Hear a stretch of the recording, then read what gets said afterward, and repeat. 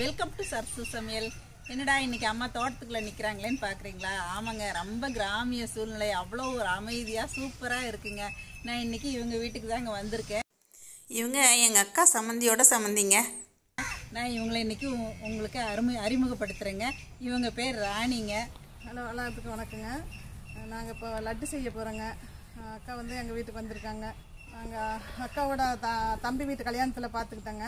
பார்த்து பேசிக்கிட்டோம். சரி லட்டு செய்யலாம் அப்படின்ட்டு பேசி முடிவு பண்ணாங்க.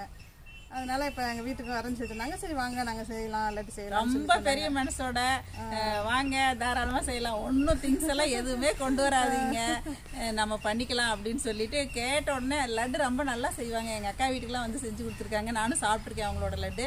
என்னோட லட்டெல்லாம் போட்டிருக்கேன். இருந்தாலும் இவங்களோட லட்டு நீங்கள் தீபாவளிக்கு கண்டிப்பாக ட்ரை பண்ணி பாருங்கள். அதனால தான் சரி இன்றைக்கி இங்கே வந்து செய்யலாமே, ஒரு தோட்டத்து சூழ்நிலையில் செய்யலாம் அப்படின்னு சொல்லிட்டு இங்கே வந்தேங்க. இப்படி செய்கிறாங்க. இப்போ லட்டு செய்கிறது எப்படின்னு பார்க்கலாம் வாங்க. 1 கிலோ கடலை மாவு, 2 கிலோ சர்க்கரை, பொரிச்சு எடுக்க ஆயில் 1 லிட்ரு.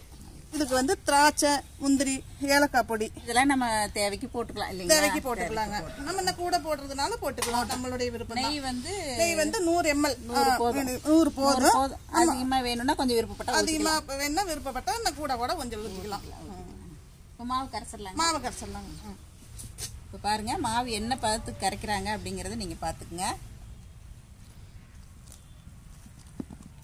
மாவு வந்து கொஞ்சம் கெட்டியாக கரைச்சிக்கோங்க. அப்புறம் கொஞ்சம் தண்ணி விட்டு கரைச்சிக்கலாங்க. ஆரம்பத்துலேயே தண்ணி ஊற்றிட்டா கட்டியாக விழுந்துருங்க. ஆமாம், அதனால ஃபஸ்ட்டு கொஞ்சம் கெட்டியாக கரைச்சிட்டு அப்புறம் தண்ணி விட்டு கரைச்சிக்கலாம். பாருங்க, இதெல்லாம் லட்டு செய்யறதுக்கு டிப்ஸ் சொல்கிறாங்க. இருக்கிறதுலே லட்டு தான் ரொம்ப ஈஸி, ரொம்ப ஈஸியான வேலைங்க. மைசூர் பாகு கஷ்டம்னு சொல்லுவாங்க, அதுவே நம்ம கரைச்சி பண்ணிடுறோம். லட்டு தான் ரொம்ப ஈஸி. ஒரு சிலர் பூந்தி எழும்பி வர்றதுக்கு சோடா உப்பு போடுவாங்க. நானும் அதெல்லாம் போடுறதே இல்லைங்க. நானும் போடுறது இல்லைங்க. கொஞ்சம் கொஞ்சம் மாவு வந்து கரைச்சி எடுத்து விட்டா இட்லி மாவு பதம். அதோட கூட கொஞ்சம் உளுசாக இருக்கலாங்க. அப்படியே விட்டு வராமல் அப்படியே ஊற்றின உடனே ஒழுகணுங்க. ஆமாங்க. ஒரு சிலர் இதுலயே கலர் போடுவாங்க, கேசரி போட்டு கலர் போடுவாங்க. அதெல்லாம் போடுறது இல்லைங்க. அதெல்லாம் நல்லது இல்லைங்களா? அதெல்லாம் கெமிக்கல் எதுவுமே யூஸ் பண்றது இல்லை. அதாங்க, பவுடர்லாம் கெமிக்கலுங்களா, அது வேணா பவுடர் போடுறது இல்லைங்க. இது சரியா இருக்குங்களா? பார்த்தீங்களா? எடுத்து விட்டா இந்த பதம் கரெக்டான பதங்க. இப்போ நம்ம எண்ணெயை காய வச்சா அதுக்குள்ளே இது ஊறதுக்கு சரியா இருக்குங்க. பொரிச்சு எடுத்துட வேண்டியதான். பொரிச்சு மொத்தமாக பொரிச்சு எடுத்துக்கிட்டு அதுக்கப்புறம் பாவை காய்ச்சி அதுக்குள்ளே கொட்டிடலாங்க. ஒரு 4 ஒரு பங்கு மிக்சியில் போட்டு ஒரு 2 சுத்து மட்டும் விட்டு எடுத்து போட்டு ஒரே இதை கொட்டி கிளறி எடுத்துக்கலாங்க. எண்ணெய் காஞ்சிருச்சு, பொரிச்சிடலாங்களா? பொரிச்சிடலாங்க. எண்ணெய் காஞ்சி போனதுக்கப்புறம் கொஞ்சம் மிதமான சூட்டில் வச்சு பொரிச்சு எடுத்துடலாங்க. அவ்வளோதாங்க. நான் ஊற்றிட்டுங்களா?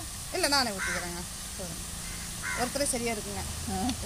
லட்டு செய்யறதுக்கு ஒரு ஆளே போதும். எத்தனை கிலோனாலும் போட்டுருவீங்க? எத்தனை கிலோ வேணாலும் போட்டுருங்க. அவ்வளோதான், ஒரே கரண்டிங்க. போட்ட உடனே கலர் மாறாம அப்படியே எடுத்துடணுங்க. அப்படியே ஒரே பொடிங்க. அவ்வளோதான். பார்த்தீங்களா? வதவதன் இருக்கு. நல்லா முருக கூடாதுங்க. இந்த மாதிரி வதவதன் இருக்கணுங்க. ரொம்ப முருக கூடாதுங்க.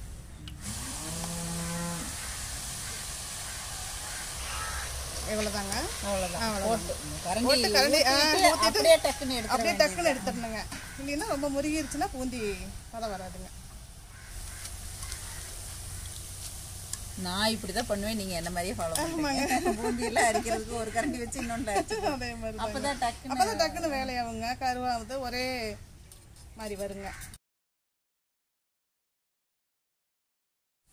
இப்போ நீங்கள்லாம் வந்து பிகினர்ஸாக இருந்தால் இந்த மாதிரி ஒரே 1 டம்ளர் கடலை மாவு போட்டால் 1.5 டம்ளர் சர்க்கரை போட்டால் சரியா இருக்கும். டம்ளர் அளவுக்கு 1.5 சரியா இருக்கும்.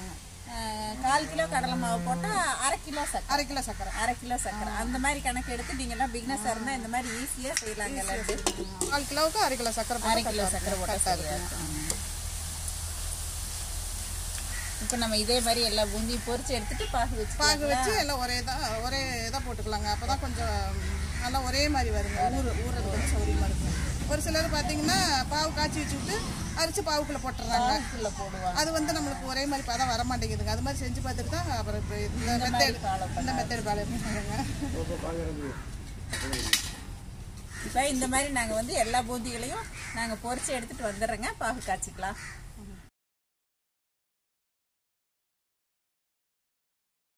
இப்போ ஆல்மோஸ்ட் வந்து பூந்தி எல்லாமே அவங்களே பொரிச்சு எடுத்துட்டாங்க. கொஞ்சோண்டு இருக்கு. இப்போ நான் எதுக்காக நான் வந்திருக்கேன் அப்படின்னா, இந்த பூந்தி கரண்டி வந்து எனக்கு வந்து என்னோட ரிலேஷன் தாங்க அவங்களும். ஆனால் அக்கான்னு என் மேலே ரொம்ப பிரியமாக இருப்பாங்க. செல்வின்னு செல்லதுரை மிஸ்ஸஸ் அவங்க வந்து எனக்காக வாங்கி கொடுத்தாங்க. சரி அதை நம்ம யூஸ் பண்ணுவோமே, இந்த வருஷம் லட்டு இங்கே முடிஞ்சிருச்சு, அதனால் நம்ம வீட்டில் தனியாக பண்ண முடியாது அப்படிங்கிறதுனால சரி இங்கேயே பொரிச்சு காட்டிடலாம், அவங்களுக்கும் சந்தோஷமாக இருக்கும். அக்கா நம்ம வாங்கி கொடுத்ததில் லட்டு செஞ்சுருக்காங்க அப்படின்னு சந்தோஷப்படுவாங்க. அதனால சரி ரொம்ப நல்லா வருதுங்க, அருமையாக வருதுங்க, ரொம்ப நல்லா வருது. செல்வி தேங்க்யூ செல்வி, அக்காவுக்காக இந்த அளவுக்கு நீங்கள் வாங்கி கொடுத்ததுக்கு ரொம்ப சந்தோஷமாக இருக்குடா. இதுலேயே நம்ம பூந்தி போட்டால் கூட நல்லா இருக்கும், நல்லா கார பூந்தி போட்டால் கூட நல்லா இருக்கும். அப்படியே பாருங்க முத்து முத்தா முத்து முத்தா நல்லா எழும்பி வந்திருக்கு பாருங்களேன், சூப்பராக இருக்கு, சூப்பராக வந்திருக்குங்க. அந்த முதல்ல இருந்து இதிலே பண்ணியிருக்கலாம். சூப்பராக இருந்தது, அருமையாக வந்திருக்குங்க பூந்தி. செல்வி நீங்கள் வாங்கி கொடுத்தா இந்த பூந்தி கரண்டியில் பாருங்கள் சூப்பராக வந்திருக்கு பூந்தி. சரி எப்படி வருது அப்படின்னு டெஸ்ட் பண்ணுறதுக்காக தான் சரி நீங்கள் எடுத்துகிட்டு வந்தேன்ப்பா. அருமையாக வந்திருக்கு செல்வி, சூப்பராக இருக்குது. இந்த இரும்பு சட்டி, இரும்பு சட்டியில் யூஸ் பண்ணால் நல்லா பலகாரம் வந்து பதமாக வருங்க. ஏன்னா ஈசட்டி லேசாக இருக்கும்போது ரொம்ப காஞ்சி போயிருக்குங்களா, முறிடுச்சுன்னா பதம் வர மாட்டேங்குதுங்க.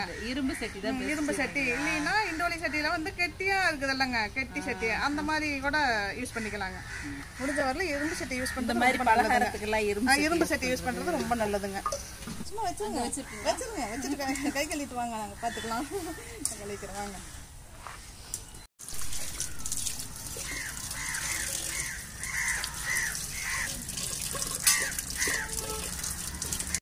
பூந்தி எல்லாம் மொத்தமாக பொரிச்சு எடுத்தாச்சுங்க. பாகு காய்ச்சிடலாங்களா? பாகு காய்ச்சிடலாங்க. சர்க்கரையை போட்டுடலாம் ஃபஸ்ட்டு. 2 கிலோ சர்க்கரைக்கு 1 லிட்டர் தண்ணி. இது வந்து இந்த சொம்பு இருக்கிறவங்க இதில் நிறைய ஊற்றலாம், இல்லாதவங்க 1/2 லிட்டர் தண்ணி அளந்து ஊற்றிக்கணும். 1/2 லிட்டர் தண்ணி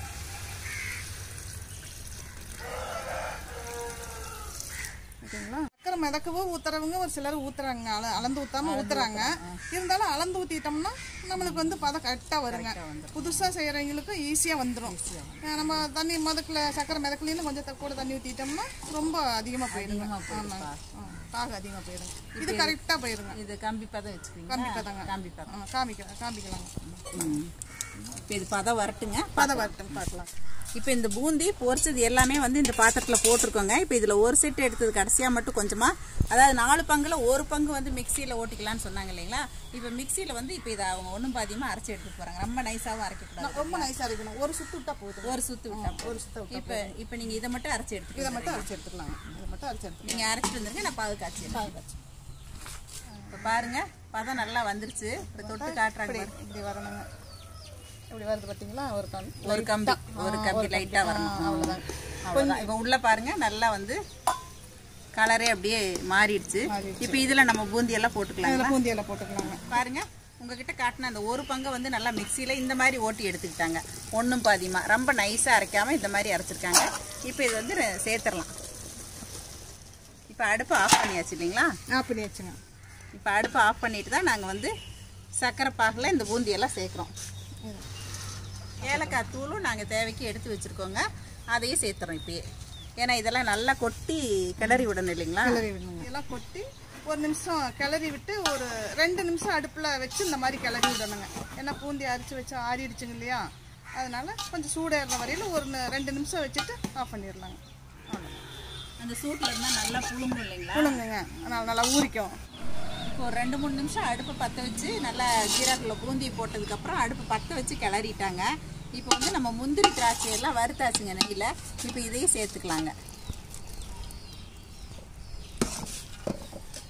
நெய் இப்போவே ஊற்றிக்கலாங்க. நெய் ஊற்றிடுங்க. நெய் ஒரு 100 மில்லி சொல்லியிருக்கீங்க இல்லைங்களா, அளவாக நான் ஊற்றுறேன், பார்த்து சொல்லுங்கள். 100 மில்லிங்க ஊற்றுங்க. அதுக்கு மேலே எக்ஸ்ட்ரா வேணும்னாலும் ஊற்றிக்கலாங்க, தப்பு இல்லை. 100க்கு மேலே இருக்குங்க. போதுங்களா? போதுங்க. 1/2 மணி நேரம் ஊறினதுக்கப்புறம் உருண்டை பிடிச்சா நல்லா வந்துடுங்க. செஞ்சு வச்சுங்க. 1/2 மணி நேரம் இருந்துச்சுன்னா நல்லா ஊறிக்குங்க. டக்குன்னு சீக்கிரமாக பண்ணி வச்சுங்க. ஒரே மணி நேரம் தாங்க. 1 கிலோ மாவுக்கு கடலை மாவு 1 கிலோவுக்கு ஒரு மணி நேரம். 1 மணி நேரம். இப்போ இது மூடி அவ்வளோதான். லேசாக கொஞ்சம் கேப் இருக்கிற மாதிரி மூடி வச்சிடலாம். இது ஒரு 1/2 மணி நேரம் ஆகணுங்களா? 1/2 மணி நேரம் ஆகணுங்க. இது ஒரு 1/2 மணி நேரம் ஊருட்டுங்க. நம்ம லட்டு பிடிச்சிடலாம். என்னடா அம்மா சூப்பராக சாப்பிட்டுட்டு இருக்கேன்னு பார்க்குறீங்களா? ஆமாங்க, நான் உங்களுக்கு தோட்டத்தை எல்லாம் சுற்றி காட்டி ரெசிபியும் எடுத்து முடிச்சு அவங்க விடவே மாட்டேன்ட்டாங்க. சும்மா சொல்லவே வேண்டாம். சிக்கன் குழம்பு, நாட்டுக்கோழி குழம்பு, நாட்டுக்கோழி வறுவலுங்க. அருமையாக இருக்குது, செம்மையாக வச்சுருக்காங்க. அதனால உட்காந்துட்டேங்க. சாயங்காலம் 6 மணி தான் ஆகுது. இருந்தாலும் அவங்க உட்காந்து என்னால் தப்பிக்கவே முடியல. அதனால கொஞ்சம் சாப்பிடலான்னு உட்காந்துட்டேங்க. ஏங்க, எங்களுக்காக இந்த நாட்டுக்கோழி குழம்பு வந்து ஒரு நாள் நீங்க கண்டிப்பா செய்வீங்க. கண்டிப்பா செஞ்சு தரேங்க. சூப்பரா இருக்குங்க. சான்ஸே இல்ல. அதாவது அந்த கிராமத்து சூழல்ல வச்சா எப்படி இருக்கும் அந்த மாதிரி அருமையா இருக்குங்க குழம்பு. உங்களுக்கு ஒரு நாள் கண்டிப்பா நாட்டுக்கோழி குழம்பு விட்டுங்க. 1/2 மணி நேரம் ஆயிடுச்சு. இந்த பதம் வந்துருச்சு. நல்லா குடிக்கிற பதம் வந்துருச்சுங்க.